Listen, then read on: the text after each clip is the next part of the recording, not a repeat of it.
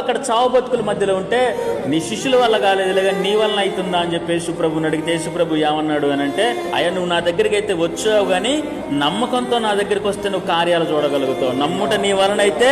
చాలా మంది అమ్మ ప్రార్థన చేయండి అమ్మ అంటే వాళ్ళు చెప్పే మాటలు ఏంటంటే, చేస్తూనే ఉన్నావు అయ్యగారు, ప్రార్థన చేస్తూనే ఉన్నాం కానీ కార్యం జరగట్లా. అంటే నువ్వు బయటికి ధైర్యంగా చెప్తున్నావు చేస్తున్నావని, బయటికి ధైర్యంగా చెప్తున్నావు జరిగిద్దని, కానీ నీ హృదయంలో మాట దేవుడికి కావాలన్న. అందుకే దేవుడు స్పష్టంగా మార్కు సువార్త 11:24 ఏం రాశాడంటే, నీ మనస్సులో కూడా సందేహింపక.